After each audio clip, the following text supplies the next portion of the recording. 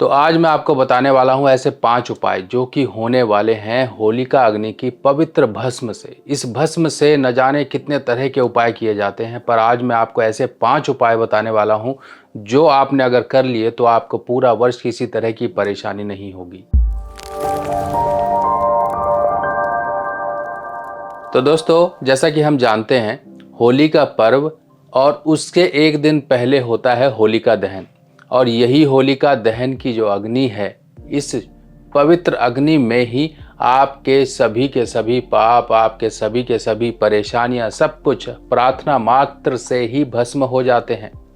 आपने प्रार्थना की, आपको शरीर की प्रॉब्लम है, आपको हेल्थ की प्रॉब्लम है, आपको परेशानी है, आपको दुश्मन है, आपको कुछ भी है, सब के सब इसमें भस्म होते हैं आपकी बस एक प्रार्थना मात्र से। और यही अग्नि की भस्म जो कि एक पवित्र भस्म होती है, आपको सिर्फ और सिर्फ होलिका दहन वाले दिन ही नहीं सहारा देती, आपके पूरे वर्ष में ये सहारा आपको देती रहती है। बच्चों को अगर परेशानी है तो, बड़े को अगर परेशानी है तो, काम काज में कोई दिक्कत है तो, बार बार नज़र दोष तंत्र बाधा कुछ इस तरह की समस्याएं आती हैं तो इस तरह से कुछ उपाय बनते हैं जो कि इस पवित्र भस्म से जाकर हम करेंगे। अब ये पवित्र भस्म का उपाय कैसे होगा, कैसे कैसे किया जाएगा, अब ये उपाय कैसे होंगे, अब हम इनको समझते हैं। तो सबसे पहले नंबर उपाय पर आता है कि पवित्र अग्नि को हमने किस तरह से, देखिए सबसे पहले तो ये नहीं कि आप सिर्फ और सिर्फ भस्म लेने जाएंगे। आपको एक दिन, जैसे होली से एक दिन पहले जो कि 24 तारीख को होलिका दहन पड़ता है, तो उस दिन जाकर प्रार्थना जरूर करके आएँ। आपकी जो भी प्रार्थना है, जो भी मनोकामना है, जो भी आपके जीवन में परेशानी है, आपके शरीर में परेशानी है, आपके काम काज या किसी भी चीज़ से जुड़ी हुई परेशानी, आपको लगता है कि ये दुश्मन है, ये दुश्मन आपको आगे नहीं बढ़ने दे रहे हैं। अब वो दुश्मन आपकी परेशानियां हो सकती हैं, आपके झंझट हो सकते हैं, आपके फेलियर्स हो सकते हैं, आपका कुछ भी हो सकता है। आप जाके एक बार प्रार्थना मात्र करके आइए और अगले दिन सुबह सुबह जल्दी उठ जाइए, नहा धोकर जाना है। ये नहीं कि बिना नहाए धोए चले गए, नहा धोकर जितना जल्दी हो सकता है, क्योंकि देखिए आप प्रार्थना करके आए हैं। अब आपका फाइनल स्टेप है, आप ये पवित्र अग्नि जो होलिका दहन हुआ था, अब सुबह सुबह आपको वहाँ पर प्राप्त होगी राख, अब जिसे भस्म कहते हैं। अब ये राख या भस्म किसी भी आप शुद्ध पात्र, कोई कटोरी, कोई आपके पास पूजा स्थान में रखा हुआ कोई पीतल या कांसे का कोई बर्तन है, उसमें आप थोड़ी सी ले आएं और लाकर इसको अपने घर के पूजा स्थान में रखें। अब आपने पूजा स्थान में रख दिया, अब इसको यहीं रखें और यहीं से ही आपके उपाय होंगे शुरू। आपको लगता है कि आप कहीं ना कहीं जाते हो तो कहीं ना कहीं आपके पीछे कुछ बुरी नज़र लगी रहती है, आपके सभी काम बिगाड़ती है। तो आपने इसमें से एक चुटकी आपको भस्म लेकर किसी ताबीज़ वगैरह में या फिर किसी आप कोई अच्छे साफ़ सुथरे कपड़े में लपेट कर इसे आप अपने बैग में रखिए, अपने पॉकेट में रखिए, कहीं पर भी आप इसे रखकर अपने साथ जाइए। कभी भी कोई दिक्कत परेशानी नहीं होगी। अब दूसरी तरफ जिनके सफ़र कहीं ना कहीं ख़राब होते हैं, कुछ ना कुछ दिक्कत परेशानी होती है, परिवार के साथ गए और कहीं ना कहीं कुछ लगता है कि गाड़ी ख़राब हो रही है, कहीं एक्सीडेंट का खतरा है, या किसी भी तरह की सुरक्षा चाहते हो, क्योंकि देखिए हमारे सुरक्षा चक्र को भेदने वाली जो नेगेटिव चीज़ें होती हैं वो किसी न किसी प्रकार से हमारे सुरक्षा चक्र को भेद लेती हैं। अब जब वो भेद लेती हैं तो परेशानी का मौका ढूंढ लेती हैं। आपने बहुत से लोग देखे होंगे जिनकी गाड़ियां अक्सर ख़राब होती हैं, ऐसे ऐसे मौके पर ख़राब होती हैं जहां नहीं होना चाहिए। परिवार के साथ गए तो पूरी सुरक्षा रहनी चाहिए, किसी प्रकार की कोई अनहोनी ना हो। तो ये आपने जो भस्म है, इस भस्म को जो आपके पास डिबिया है या कोई कपड़ा है, कोई किसी भी तरह से आप उसके अंदर साफ लाल कपड़े में भी लपेट सकते हो, लपेट कर अपने गाड़ी के डैशबोर्ड में रखिए। देखिए आपकी जो यात्रा है सुगम रहेगी, परिवार को सुरक्षा रहेगी। और ये जब हम सफ़र करते हैं, न जाने कितने तरह के नदी नाले पार करते हैं, तो ये जो एक नेगेटिविटी जीवन पे आती है, क्योंकि देखिए जब भी कोई नदी नाले पार करते हैं तो नेगेटिव या पॉजिटिव कुछ ना कुछ इंसान ग्रहण करता है, क्योंकि नदी नालों में ही बुरे उपाय किए जाते हैं। किसी का उतारा कर दिया, किसी का कुछ कर दिया, तो इस तरह से कुछ ना कुछ नेगेटिविटी आती है।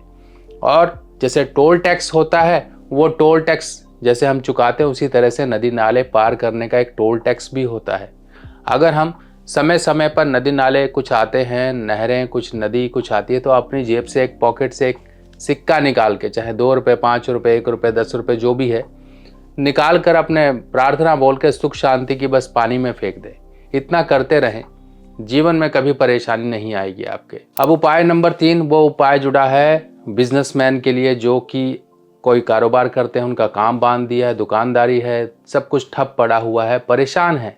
तो उनके लिए सिर्फ और सिर्फ एक ही उपाय है कि होलिका अग्नि की जो भस्म आप घर में लेकर आए हो, इस भस्म को थोड़ा सा आप किसी कपड़े या किसी डिबिया में ले जाइए और अपने दुकान, कारखाने या फिर जो कार्यस्थल है, फैक्ट्री है, कुछ भी है, उसके चारों कोनों में आप थोड़ा थोड़ा छिड़क दीजिए।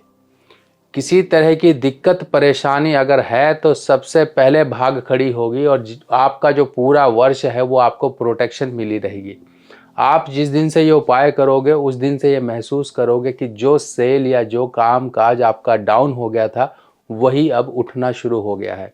कई लोगों की दुकानदारी में कहीं जो कारीगर हैं वो भागते हैं, कहीं मशीनरी ख़राब होती हैं, कहीं कुछ होता है, कहीं कुछ होता है। कुछ दुकानदार हैं छोटे, तो वो कहते हैं कि अब सेल नहीं है, ग्राहक पता नहीं कहाँ चला गया है, किसी अड़ोसी पड़ोसी या किसी ने बुरी नज़र लगा ली है। ये सब की सब भाग खड़ी होंगी। और अगर आपका कोई शटर वगैरह है, कुछ है, तो थोड़ी सी होलिका अग्नि की थोड़ी सी छोटी सी पोटली बनाकर आप इस पोटली को अपने शटर या फिर दुकान या फिर ऑफिस या कार्यस्थल के ऊपर की तरफ छुपा कर इसको टांग दीजिए कि जो भी आदमी निकलता आता जाता है इसके प्रभाव से आगे अंदर या बाहर होता रहे। तो इस वजह से कभी भी दुकान में किसी भी तरह की नज़र टोक, तंत्र बाधा या काम बंधन, कभी भी आप इन परेशानियों का शिकार नहीं हो गए। चलिए अब उपाय समझते हैं। वो लोग जो मानसिक रूप से परेशान रहते हैं, किसी प्रकार से उन्हें लगता है कि दिमाग में बहुत टेंशन रहती है क्योंकि रात भर कुछ ना कुछ बुरे ख्याल, नींदें, इस तरह के ऊल जलूल सपने उसके दिमाग में आते रहे। जो लोग डरते हैं, चाहे बच्चा हो, बच्चों में तो खासकर ये चीज़ें होती हैं, बड़ा हो, बड़ों में भी ये चीज़ें होती हैं, पर बच्चों में ज़्यादा होती हैं क्योंकि दिमाग ज़्यादा चलता रहता है उनका। इसी तरीके से कुछ लोग होते हैं दिमागी रूप से परेशान होते हैं। ये परेशानी सभी को होती है, ये मत कहिए कि हमें नहीं है, सबको होती है, किसी को कम, किसी को ज़्यादा। कोई लोग मैनेज कर लेते हैं, नियंत्रण कर लेते हैं, कुछ लोग नहीं कर पाते हैं। जो नहीं कर पाते हैं वही इन परेशानियों से जूझते रहते हैं। तो जिनको भी ये परेशानी है वो थोड़ी सी होलिका भस्म को किसी चांदी की डिबिया या फिर लाल कपड़े में बांधकर आप अपनी तकिया के नीचे इसको रख के सोया करें। तकिया के नीचे नहीं तो मैट्रेस के नीचे परमानेंट रख दें। अब ये जो भस्म है आपकी पूरा वर्ष काम करेगी। जब नेक्स्ट वर्ष आएगा तो इसी तरीके से पुरानी भस्म को उठाकर आप किसी पेड़ के नीचे डाल दें और नई भस्म इसी प्रक्रिया से जैसे बताई गई है ऐसे दोबारा फिर लेकर आ जाएं। हर साल का 1 साल का इंश्योरेंस है आपका, जैसे गाड़ी का इंश्योरेंस होता है ना, उसी तरह से आपका एक इंश्योरेंस आपको मिल जाएगा। तो इस तरह से आप करिए, देखिए कि नींद की परेशानी आपकी कंट्रोल होंगी। चलिए अब बात करते हैं वो लोग जिनको रहती है सेहत की परेशानियां, बीमारी, तकलीफ़ें दूर नहीं हो रही हैं। कोई कहता है कि आपके अंदर जिन्न घुस गया है, कोई कहता है आपके अंदर प्रेत आत्मा घुस गई है, कोई कहता है आपको डाकनी, शाकनी इन्होंने परेशान कर रखा है।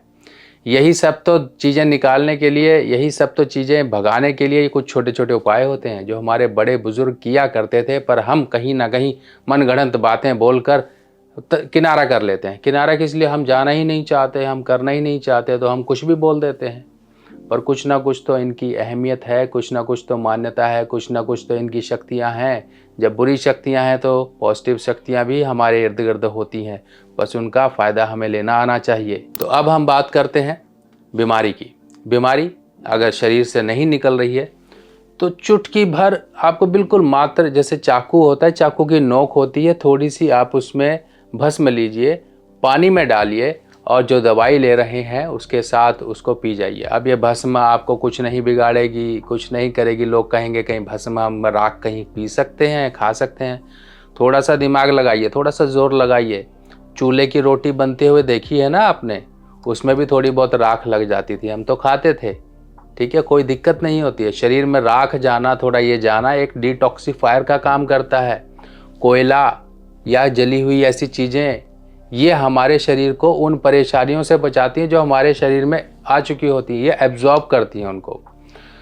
तो ये एक साइंटिफिक रीज़न बता दिया। थोड़ी सी राख लीजिए, प्रार्थना कीजिए। जो रोगी है, जो परेशान है, शरीर की व्याधियों से परेशान है, बीमारी पकड़ में नहीं आ रही है, कुछ ऊपरी शक्ति लगती है, कुछ ऊपरी बाधा लगती है, उसको 1 गिलास पानी में आपके प्रभु या आपके इष्ट देव या आपके कुल देवी देवता का ध्यान करते हुए आप ये भस्म का पानी उसे दवाई देते हैं तो दवाई के साथ, नहीं तो ऐसे ही आप सुबह दोपहर या शाम किसी भी समय आप उसे पिला दीजिए। शरीर में कुछ होगा तो यूं भागेगा शरीर से जैसे कि रॉकेट में आग लगा दी गई हो। तो इस तरह से आप ये बीमारी से, परेशानियों से बचाव कर सकते हैं।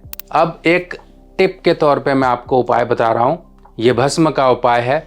जो लोग भी कुछ भी काम करना चाहते हैं, आपको लगता है रुकावट आती है, आपका मकान नहीं बन रहा है, आपकी गाड़ी नहीं सेल हो रही है, आपका कोई भी काम कुछ ना कुछ दुश्मनी की वजह से ख़राब हो रहा है, आपका मान लो कोई मकान बन रहा था वो बन नहीं पा रहा, अधूरा पड़ा हुआ है, थोड़ी सी भस्म ले जाके उस मकान में जाके आप फेंक दीजिए।